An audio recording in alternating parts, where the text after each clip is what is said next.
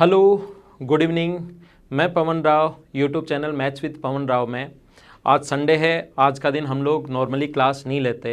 Evening में 6 बजे के आसपास मेरा आप लोगों के पास वीडियो आ जाता है और कभी कभार तो हम लोग लेट भी हो जाते हैं। 6 से हो सकता है 6:15 6:30, लेकिन नॉर्मली अगर 6 दिन में से आपके पास 5 दिन हो सकता है, एक दिन हो, वैसे नॉर्मली नहीं होता है। 6 बजे आपके पास वीडियो आ जाता है, उसको आप लोग रेगुलर देख रहे हो।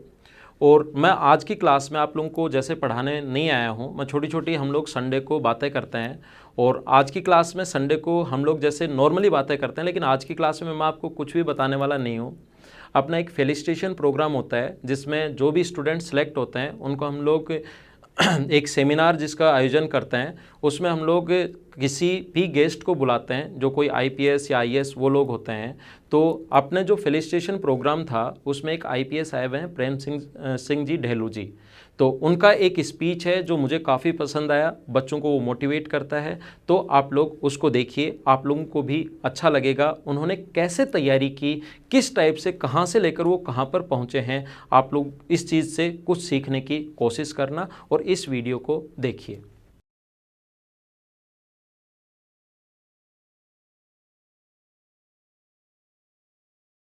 कि मेरी एजुकेशन ज़रूर गवर्नमेंट स्कूल के अंदर हुई है और हिंदी माध्यम का विद्यार्थी रहा हूँ और ABCD भी है वो 6ठी क्लास के अंदर है वो पहली बार सीखी थी। लेकिन मैंने उन विद्यार्थियों को चुनौती पेश की थी और उन चुनौती को मैंने हर जगह पर है उसको प्रमाणित भी किया है। मैंने मेरे जीवन की जो सबसे पहले शुरुआत की थी वो पटवारी से की थी। सबसे पहले मैं है वो पटवारी लगा था, उसके बाद में है वो ग्राम सेवक लगा था, उसके बाद में 3rd ग्रेड टीचर था, उसके बाद में 2nd ग्रेड टीचर था, फिर असिस्टेंट जेलर में RPSC टॉप की थी, फिर है वो स्कूल लेक्चरर था।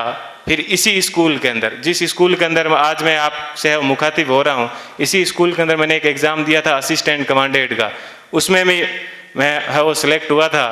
और उसके बाद में कॉलेज लेक्चरर भी मैं है वो रहा था। और फिर RS 2012 के अंदर 108वीं मेरी है वो मेरिट आई थी। तो उसके मैं वर्तमान में है राजस्थान तहसीलदार सेवा के अंदर हूँ। और वहाँ पर भी मैं एक आपको बात बताऊँगा। देखिए, ईश्वर अपने से क्या चाहता है, कब चाहता है कि अपने को जीवन में कभी भी उदास नहीं होना चाहिए।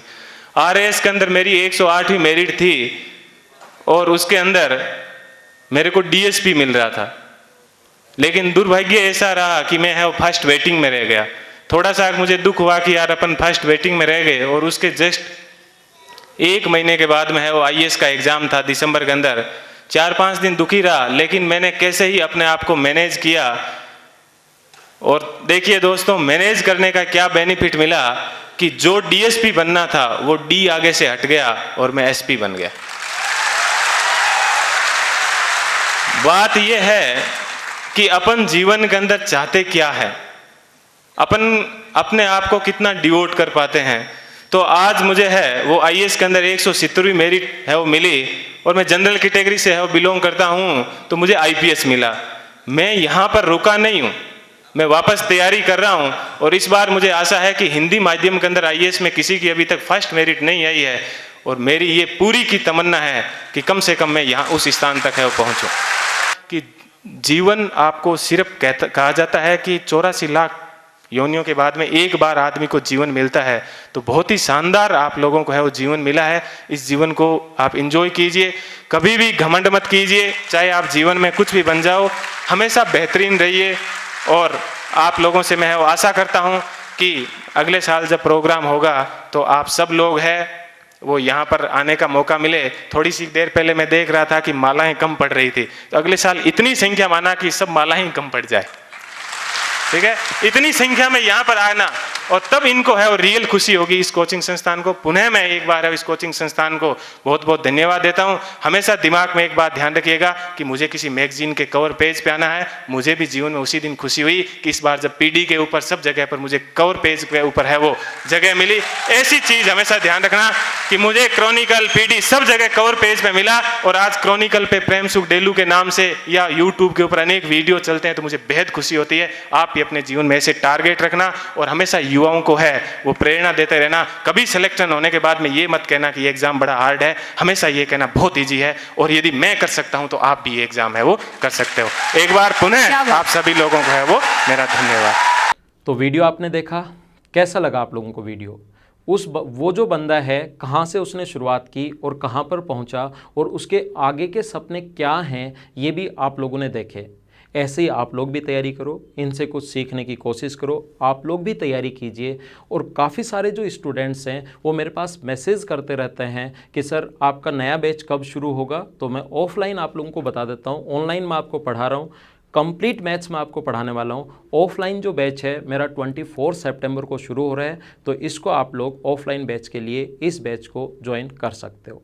Okay, thank you, bye bye. कल शाम को फिर मिलते हैं। कल हम लोग शुरुआत करेंगे मेंसुरेशन टॉपिक की, तो उसको आप लोग ध्यान से देखिए। काफ़ी सारे क्वेश्चंस आते हैं मेंसुरेशन के, एसएससी में कम से कम 10 क्वेश्चन आए हैं। और 2017 मेंस का अगर आप लोग पेपर देखोगे तो आप लोग अगर थोड़ा सा बेसिक्स अगर पढ़ लोगे तो आप लोग 17 मेंस के क्वेश्चंस आए, उससे टफ क्वेश्चंस बने, उससे आसान क्वेश्चंस बने, सारे आप लोग कर पाओगे। जैसे मैंने ज्योमेट्री पढ़ाई है ऐसे ही मैं आपको मेंसुरेशन पढ़ाऊँगा। ये तरीका, मेरा पढ़ाने का तरीका आपको अब पता लग गया होगा। Okay, thank you. कल शाम को मिलते हैं मेंसुरेशन के साथ।